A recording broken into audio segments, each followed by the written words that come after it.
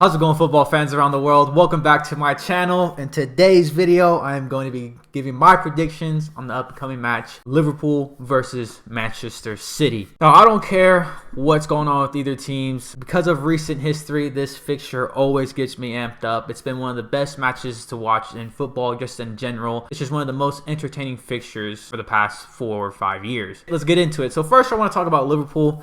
Liverpool obviously haven't had the start to the season that they would have wished for. A very bad start, right? I mean, they're in 10th place with only 10 points out of 8 matches. It's not where I don't think any of us thought Liverpool were going to be at. Even if you thought Liverpool were going to struggle a bit, I didn't think anybody expected them to struggle this much. But they just had a Champions League match versus Rangers at Rangers, and they just thumped them 7-1. It was a rocky start, right? And yet another rocky start for Liverpool. Something that they've really struggled with is the way they start matches, but they were able to turn it around by the end of that first half, and then by the time the second half came, they were cruising. So, of course, they do this coming into Manchester City game, but we've seen this before with Liverpool. Not too long ago, people thought Liverpool had finally arrived when they thumped Bournemouth 9-0, and then the next week they lost to Man United 2-1. So I'm hoping for the same type of vibes when it comes to Liverpool, for Manchester City's sake. I'm not gonna sit here and act like I'm as confident as most Man City fans feel, just because of how great of a start we've had. But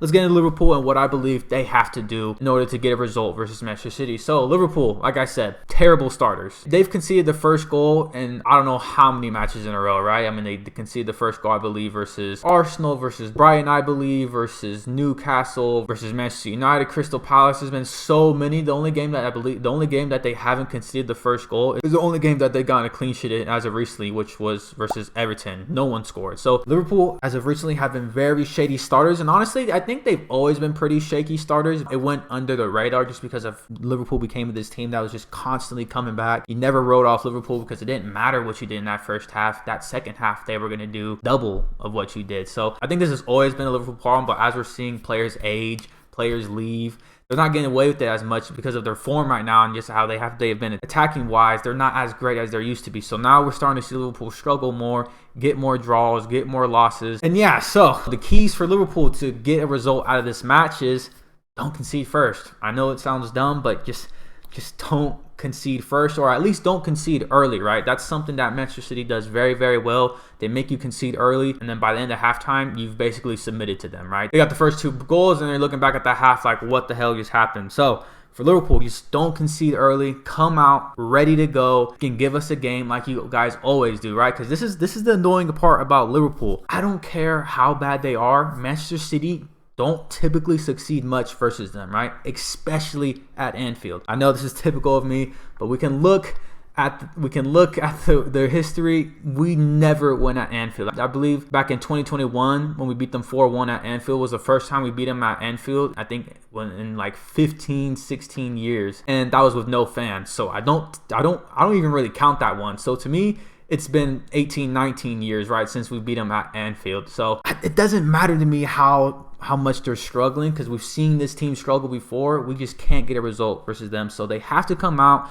They have to keep that tradition alive, basically, right? They have to come out and give it their freaking all. Give us a game like you guys always do. There's been so many times we've outplayed you guys, but you guys always just figure something out to either get the draw or even get the win. So this is going to be one of the biggest keys for Liverpool, is just don't concede early. Try to go out and get the first goal. You guys have succeeded best when you've gone toe-to-toe with us, right? If you try to defend against us and let us get our way, that's when things can get really ugly. Because it's going to take a lot of luck if you guys are just going to want to sit back and then hope for a lucky break, 1 or 2 counters. That's going to be a very dangerous game to play. I'm not saying you guys can't do it. I can see you guys very much doing that. You guys are going to have to really rely on players like Haaland, Phil Foden, Kevin De Bruyne have a day where they don't have their shooting boots on. So I feel like most teams do best when they don't just try to sit back totally on Manchester City and just try to defend for their lives. I feel like they do best when they apply a little pressure back, and that's what I think Liverpool have done the best of doing back to Manchester City in their recent years.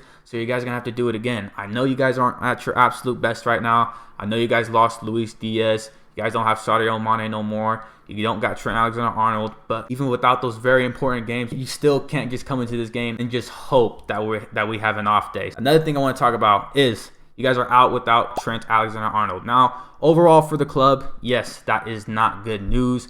But honestly, for this specific game, I think it's going to help you guys a bit because it's going to force Jurgen Klopp to basically do what you guys against Rangers, which I'm assuming he's going to do, and play Joe Gomez. Have 3 center backs in the back, right? I know he played as a right back, but he obviously wasn't as forward as Trent Alexander-Arnold is. And honestly, I think that's what's best for you guys against Manchester City. There's been one team and one team only. Well, you guys technically did it in the Community Shield, but from there on out, there's only been one team that kept Haaland from scoring. Now, he did get an assist, and other players did score, but there's only been one team who's kept Haaland from scoring, and that's obviously your guys' biggest threat. That was Bournemouth. And if you look at the Bournemouth team that they had 3 center backs and then 2 wing backs. Now, I don't believe you guys are going to play with the line of 5, but having 3 center backs, having 3 big guys, they did a decent job of containing Haaland. Now, like I said, all that did was leave more opportunities for other players like Phil Foden, Gundogan, De Bruyne, whoever it was that got on the score sheet that day. But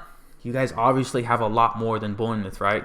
Although they are ahead of you guys in the league, you guys still have a better team than them. You still got more tools than they have.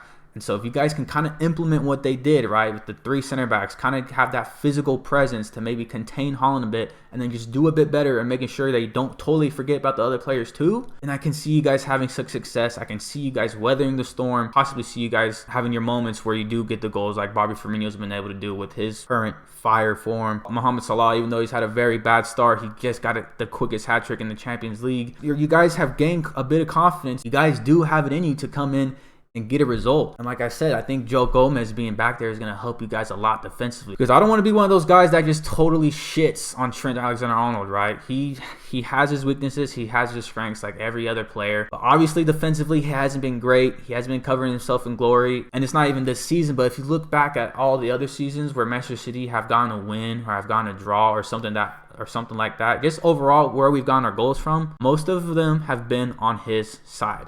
And the reason being is because he likes to press up so high, so then that leaves you guys vulnerable on that side when we hit you guys back. And so the fact that you guys are going to be going without him, I think that could help you guys out a bit, because like I said, that brings more of a physical appearance for Haaland to get through.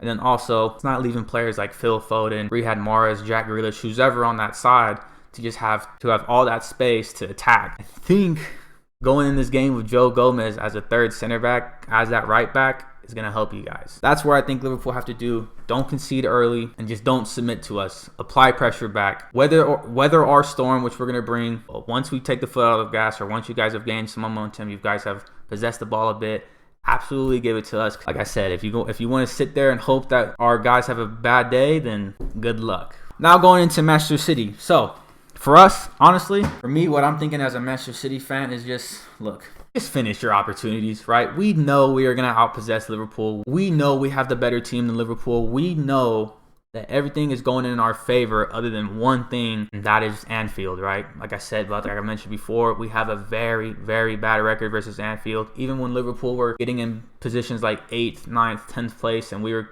competing for Premier League titles, winning Premier League titles, we still weren't beating Liverpool at Anfield. It's just, we just can't seem to do it. But it's not like it's some juju over us, right? It's just, we just seem to crumble when we get there. There's been so many matches where we could have gotten the result, we should have gotten a result, we've been the better team, and we just didn't take all of our chances, right? We got a few to maybe tie the game, right? Like that game last season back at Liverpool, or that 1 year when I believe De Bruyne missed the PK, Gabriel Jesus was able to get a goal. We've had tons of opportunities, but every time we've come out at Anfield, we've only just scraped a draw, right? Like it's ridiculous. So for us, we just got to take our opportunities. This can't be a day where we have an off day. We have such a big opportunity here to show the Arsenal and the rest of the Premier League that we are still the best team in the Premier League, right? Arsenal just took care of business last week. They got a 3-2 win versus them. We have an opportunity here to show them levels to this game. And that's what I'm really hoping we do, because like I said in my last video, I believe Arsenal are the best team. And do I believe that they have the best players, that they have the biggest chance to win the Premier League? No, but according to their resume as of right now, they are the best team. They've beaten the better teams. They've played more top 6 oppositions, and they currently have the most points. So that's why I said they're the best team, but we have an opportunity here to go into this game and to show levels. Now, are we going to do it? I don't know. Anfield just gives me such a bad vibe. Oh, I'm so anxious about this game. I don't care what any Man City fan says, there's no way they're coming to this game absolutely confident that we're going to annihilate this Liverpool side. I don't think we're going to annihilate this Liverpool side. I think we're going to outpossess them. I think we're going to outperform them. I think we're going to outplay them. We're going to outcreate them. I think we're going to do all those like we typically do, other than a few matches here in like the Champions League. But are we going to dominate on that scoreline? Are we going to beat them by 2-3 goals like we should? That I am not so confident with, because even when Liverpool play bad, like versus Arsenal, they got absolutely dominated. They were still able to keep up with Arsenal on the score sheet, right?